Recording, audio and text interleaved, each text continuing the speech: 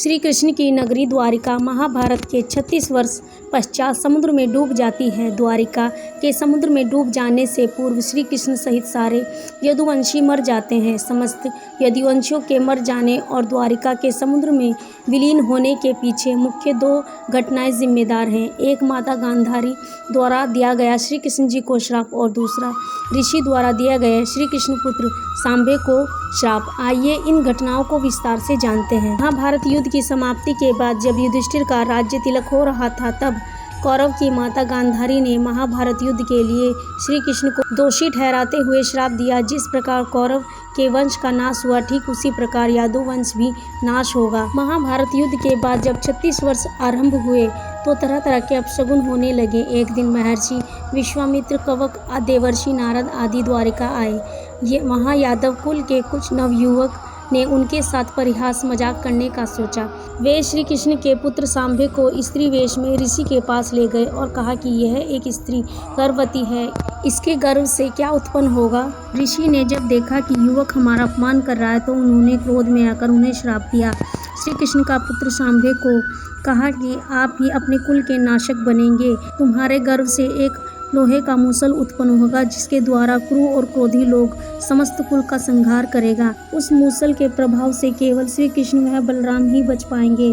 श्री कृष्ण को जब यह पता चला तो उन्होंने कहा कि यह बात अवश्य ही सत्य होगी। मुनि के श्राप के प्रभाव से दूसरे ही दिन सांब ने एक मूसल को उत्पन्न किया। जब यह बात राजा उग्रसेन को पता चली तो उन्होंने उस मूसल का चूर्ण बनाकर समुद्र में डलवा दिया। जिसके बाद राजा उग्रसेन ने श्री कृष्ण की नगरी में घोषणा करा दी कि आज से कोई भी नगरवासी अपने घर में मदिरा तैयार नहीं करेगा। जो भी व्यक्ति छिपकर मदिरा तैयार करते हुए पाया जाएगा उसे मृत्युदंड दिया जाएगा। घोषणा सुनकर द्वारिका वासियों ने मदिरा नहीं बनाने का निश्चय किया। फिर भी द्वारिका में होने लगे भयंकर अपशगुन। प्रतिदिन आंधी आने लगी। चूहे इतने बढ़ गए कि मार्ग पर मनुष्य से ज्यादा चूहे दिखाई देने लगे। वह रात में सोते हुए मनुष्य के बाल और नाखून कुतरकर खा जाते थे। सारस उल्लुओं की और बकरी गिद्धों की आवाज़ निकालने लगे। गायों के पेट में गधे और कुत्तियों के पेट से बिल्ली और नेवले के गर्भ से चूहा पैदा होने लगे। उस समय जब श्री कृष्ण ने नगर में होते हुए इन सब अपशगुनों को देखा तो उन्होंने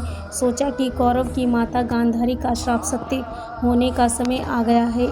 इन सब अपशगुनों को देखकर तथा पक्ष के तेरह दिन अमावस्या का संयोग जानकर श्री कृष्ण काल की अवस्था पर विचार करने लगे। उन्होंने देखा कि समय वैसा ही योग बना रहा है जैसे महाभारत के युग के समय बना था। गांधारी के श्राप को सत्य करने के उद्देश्य से श्री कृष्ण ने यदुवंशियों को तीर्थ यात्रा करने की आज्ञा दी। श्री कृष्ण की आज्ञा से सभी यदुवंशी समुद्र तट पर प्रभात तीर्थ आकर निवास करने लगे। प्रभात तीर्थ में रहते हुए एक दिन जब अंधक व वर्णित वंशीय आपस में बात कर रहे थे, तभी सत्यकी ने आवेश में आकर कृतवामन का उपहास और अनादर कर दिया। कृतवामन ने भी कुछ ऐसे ही शब्द सत्यकी को क्रोध में कह गए और उन्होंने कृतवामन का वध कर दिया। यह देखकर अंधक वंशियों ने सत्यकी को घेर लिया और हमला कर दिया। सत्यकी को अकेला देखकर श्री कृष्ण के पुत्र प्रद्युम्न बचाने दौड़े। सत्यकी वह प्रद्युम्न अकेले ही अधिवंशियों से भिड़ गए, परंतु असंख्य में अधिक होने के कारण अधिवंशियों ने पराजित कर लिया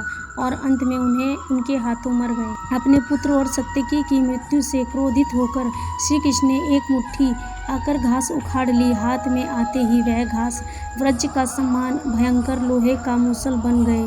उस मूसल से श्री कृष्ण सभी का वध करने लगे। जो भी वह घास उखाड़ता वह भयंकर मूसल में बदल जाती। ऐसे ऋषियों के श्राप के कारण हुआ। उस समय काल के प्रभाव से सभी यदुवंशी और सभी द्वारिकावासी उन मूसल से सभी एक दूसरे का वध करने लगे और आपस में लड़ते लड़ते मर गए। श्री कृष्ण के देखते ही देखते शांब, अनिरुद्ध व गद्द की मृत्यु हो गई। फिर तो श्री कृष्ण को और भी क्रोध आ गया और उन्होंने शेष बचे सभी वीरों का संहार कर डाला। अंत में केवल दारुकी श्री कृष्ण के सारथी ही बचे। श्री कृष्ण ने दारुक से कहा कि तुम हस्तिनापुर जाओ और अर्जुन को पूरी घटना बताकर द्वारिका ले आओ। दारुक ने ऐसा ही किया। इसके बाद श्री कृष्ण बलराम को उसी स्थान पर रहने का कहकर द्वारिका लौट गए। द्वारिका आकर श्री कृष्ण ने पूरी घटना अपने पिता वासुकी को बता दी। यदुवंशियों के संहार की बात जानकर उन्हें बहुत ही दुख हुआ। श्री कृष्ण ने वासुकी से कहा कि आप अर्जुन के आने तक स्त्रियों की रक्षा करें। उस समय बलराम जी वन में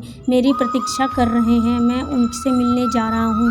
जब श्री कृष्ण ने नगर में स्त्रियों के विलाप सुना तो उन्हें सांत्वना देते हुए शीघ्र ही अर्जुन द्वारिका आने वाले हैं, वह ही तुम्हारी रक्षा करेंगे, यह कहकर श्री कृष्ण बलराम से मिलने चले गए। वन में जाकर श्री कृष्ण ने देखा कि बलराम जी समाधि लीन हैं।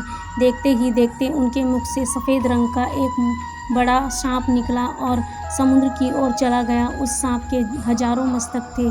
समुद्र में स्वयं प्रकट होकर भगवान शेषनाग स्वागत किया। बलराम जी के देह त्यागने के बाद श्री कृष्ण उस सूने वन में विचार करते हुए घूमने लगे। घूमते घूमते एक स्थान पर बैठ गए। फिर गंधारी द्वारा दिया गया श्राप के बारे में विचार करने लगे। देह त्यागने की इच्छा से श्री कृष्ण ने अपनी इंद्रियों का शमित किया और संयोग समाधि की अवस्था में पृथ्वी पर लेट गए। जिस समय भगवान श्री कृष्ण समाधि में लीन थे, उसी समय जरा नाम का एक शिकारी हिरण का शिकार करने के उद्देश्य से वहां आया। उसने हिरण समझकर दूर से श्री कृष्ण पर बाण चला दिया। बाण चलने के बाद जब अपना शिकार पकड़ने के लिए आगे बढ़ा तो योग की स्थिति में भगवान श्री कृष्ण को देखकर उसने भूल का पश्चाताप किया। तब श्री कृष्ण ने उसे आश्वासन दिया और अपने परम धाम चले गए। अंतरिक्ष में पहुंचने पर इंद्र, अश्वनी कुमार, रुद्र सहित वासुकी मुनि सभी ने भगवान का स्वागत किया। तो दोस्तों, आप लोगों को श्री कृष्ण की यह कथा कैसी लगी प्लीज़ कमेंट करके ज़रूर बताएं, और हम लोगों से कोई त्रुटि हुई तो उसके लिए क्षमा करें। और आप लोग अगर हमारे चैनल पे न्यू हैं तो हमारे चैनल को लाइक करें, शेयर करें, कमेंट करें, सब्सक्राइब करें, हमें सपोर्ट करते रहें। महादेव आप सभी के कष्ट दूर करें। हर हर महादेव। सभी का दिल से थैंक यू, धन्यवाद।